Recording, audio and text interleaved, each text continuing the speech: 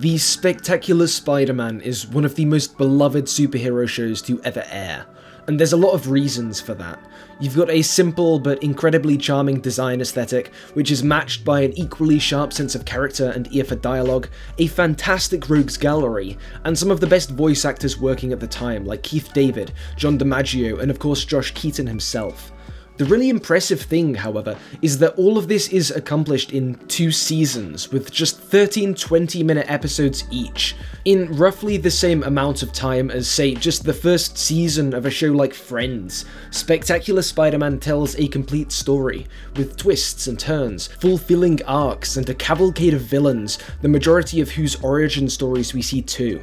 This isn't a situation like the other shows linked to the so-called Yostverse, Avengers Earth's Mightiest Heroes, or Wolverine and the X-Men, in which most villains are already in existence and have some sort of pre-existing rivalry with the heroes. Most of Spectacular Spider-Man's villains we see go from normal people, albeit mostly down-and-out losers, to costumed and powered criminals, some of whom even have character arcs of their own. And all of this in 26 episodes. This is why I think the key to Spectacular's enduring appeal, the X factor which led to the project's success, is efficiency in world building. Because I don't think Greg Weisman and the team behind Spectacular would have known they'd only get 2 seasons to tell their tale, especially given the fact that there were plenty of plans for this world beyond season 2. So it's not like they went into the project knowing they'd only have 26 episodes to create and complete this story. But despite this, the show set up plot threads and future characters with a startling efficiency. So in the show's spectacularly short run, we get classic Spider-Man villains like Doc Ock, Green Goblin, Venom, and a very Kingpin-like Tombstone, any one of whom could have easily sufficed as the big bad for 26 episodes alone. But we also get 2 different Sinister Sixes, a whole slew of others, and even appearances from both classic Spider-Man anti-heroic femme fatales, Black Cat and Silver Sable. But all of this is pretty abstract at the moment. Listing characters is hardly a persuasive, argumentative technique, so let's just take the first lineup of the Sinister Six as an example. Because in paying attention to how and when these characters are set up, the dynamics of efficiency become clear. So we've got Vulture, Electro, Shocker, Rhino, Sandman, and Doc Ock. Each of these villains had previously faced off against Spidey in their own episode, but it's not like these origins are disconnected from one another. Let's go chronologically and you'll see what I mean. So the first of these villains to star in an episode was the Vulture, back in the series premiere episode 1, but he doesn't start off all suited up, wings at the ready. He's just some inventor guy until this scene. Osborn, you stole my work! That's dangerous talk, Mr. Toombs. Dangerous and unsupportable. So Vulture's origin episode doesn't just establish his story, powers, and motivation. It also introduces us to Otto Octavius, the future Doc Ock, as well as his subservient relationship with Norman Osborn, the same toxic connection which will later lead to the Good Doctor's own vilification. And speaking of Norman Osborn, the Vulture's origin also gives us our first glance at that character, who will become one of the show's overarching villains. But it isn't just a glimpse, because in his arrogance and his theft of Adrian's tech, this appearance also starts to explore one of the show's biggest themes, the role economics and capitalism plays in making monsters of men. This is an idea I've talked about in depth previously, so if you don't know what I'm on about, just check this video out. So already we start to see the efficiency with which one episode creates a world, a setting, a cast, and thematic concerns. But we're not done yet, even for episode 1, because this episode doesn't just introduce us to the show's villains, it also introduces us to its hero, Peter, Spider-Man, as well as his world, his friends, and his relationships. Now, we're focusing on the Sinister Six at the moment, so I'm not going to break down the similar efficiency with which this show introduces, foreshadows, and develops this side of things, school life, Gwen, Aunt May, etc., although I very easily could. The point I will make though is that when we're introduced to the Spider-Man side of Peter's life, we meet 2 more of the members of the Sinister Six in the first couple of minutes alone. These are Flint Marko and Alex O'Hearn, who will eventually become Sandman and Rhino respectively. At this point, they're just regular crooks, and I'll come back to what causes their transformations shortly, but it's impressive that Spectacular Spider-Man doesn't waste narrative space introducing Spider-Man beating up just anybody. No, the scene where we meet our hero and learn of his abilities pits him against a couple of characters we will revisit again and again, until they become some of his most formidable foes. But once again, that's not all. After this confrontation, the camera pulls away to reveal two figures watching, Hammerhead and Tombstone, again, both of whom will become very influential to the development of this world. It's through these two, indeed, that the first episode introduces its fifth member of the Sinister Six, that is, Montana, as part of the Enforcer's crew, who will shortly thereafter suit up to become the Shocker.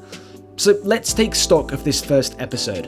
Aside from all the other things and characters it introduces, it sets up not one, not two, but 5 members of the Sinister Six. This is as well as Norman Osborn and Tombstone, both of whom will go on to become perhaps the main 2 antagonists of the entire show, as well as a slew of other minor villains like Hammerhead and the Enforcers. And honestly, I had genuinely forgotten until right now, but we also meet Kurt Connors and Eddie Brock. That is, Lizard and Venom.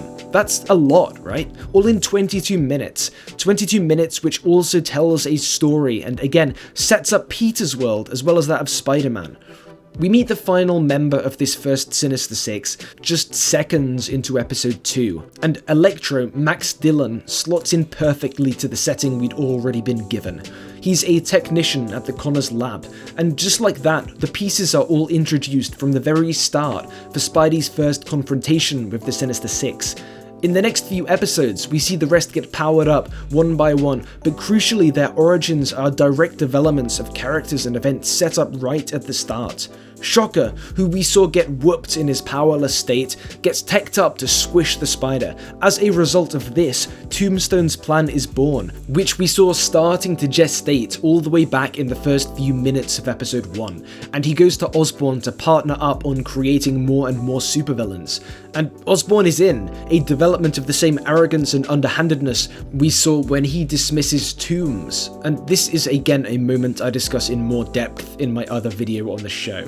As a result, Sandman and Rhino get their powers from this deal, and it's the result of this program of supervillain creation which causes Osborn to lock in Otto with his own experiment, creating the Six's final member. So while this moment here comes 11 episodes in... Now then, Arachnid, any last words? Humana comes to mind. All the parts necessary have been in plain view since the beginning, moving, growing, and developing. But this efficiency in world building isn't just something which can be seen at the show's start. It's not a case of the writers cramming in all the exposition into the pilot or anything like that, because if we look at this moment, Spidey's fight with the first Sinister Six, we see him in the black suit, the Venom suit, and the fact that Peter's currently bonded with the symbiote is one of the only reasons he's able to hold off the Six. And the unnatural control it exerts over him becomes a key point towards the end of the episode. So this efficiency continues throughout the show. Everything connects, and as one set of events winds down, we see another 2 winding up. The show is constantly juggling, spinning multiple plates at once, and as a result it's able to cram a full story and a full world into just 26 episodes. And make no mistake, this isn't coincidental or accidental. While the writers of the show have previously said that the majority of the show came directly from adapting the Lee and Ditko early Spider-Man comics, these points of connection, they're original. Electro wasn't originally a lab tech where Peter worked, he was just a regular lineman. Vulture's origins weren't tied to Osborn. To take another example, Spectacular Spider-Man's Mysterio first appears in Chameleon's crew, and again, this wasn't the case originally, but it makes perfect sense, and it means when the show does want to use this character, he's already existing there in the world, and they just have to pluck him out of the background and put him in play.